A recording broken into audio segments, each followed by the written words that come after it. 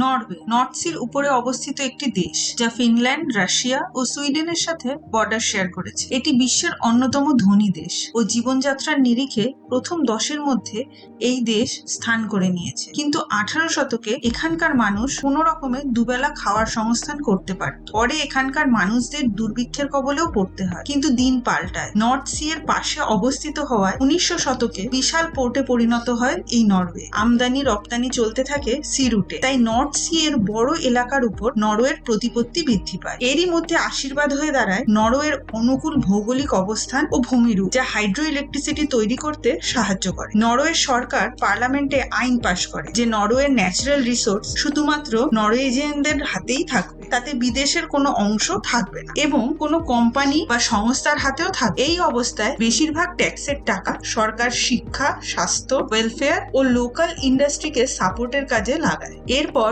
1959 সালে নেদারল্যান্ডে ন্যাচারাল গ্যাসের খোঁজ পাওয়া যায় এবং এর পরপরই ফিলিপ পেট্রোলিয়াম নামক একটি কোম্পানি প্রায় 1 দশক অনুসন্ধান চালিয়ে নর্থ সি এর নিচে বিশাল খনিজ তেলের উৎসের খোঁজ পায়। তারপর থেকে আগামী 1 দশকের মধ্যে নরওয়ে প্রভূত উন্নতি করে। এটি বিশ্বের এখন 13তম বৃহৎ খনিজ তেল উৎপাদনকারী দেশ। কিন্তু অন্যান্য তেল উৎপাদনকারী দেশের মতন অয়েল কার্স একে গ্রাস করতে পারেনি, কারণ নরওয়েতে আইন মাফিক তেলের কোম্পানি এবং তার মুনাফা কোনো একটি সংস্থা বা ব্যক্তির হাতে নেই। তাই অয়েল ইন্ডাস্ট্রি থেকে আসা টাকা এবং এই দেশের হাই রেটে ট্যাক্সের টাকা এখনো জনকল্যাণমূলক কাজে জনসাধারণের জন্য খরচা করা হয়। অয়েল ইন্ডাস্ট্রি এখানে প্রচুর কর্মসংস্থান তৈরি করেছে। অয়েল ইন্ডাস্ট্রি যাতে সব লোকাল ইন্ডাস্ট্রিকে গ্রাস করতে না পারে, তাই 1990 সালে নরওয়ের পার্লামেন্টে লোকাল ইন্ডাস্ট্রির জন্য নানা রকম স্কিম আনা হয়। এর ফলে অয়েল ইন্ডাস্ট্রির সাথে সাথে অন্যান্য লোকাল ইন্ডাস্ট্রিও ফুলে ফেঁপে উঠেছে। নরওয়ের এই দূরদর্শী পরিকল্পনা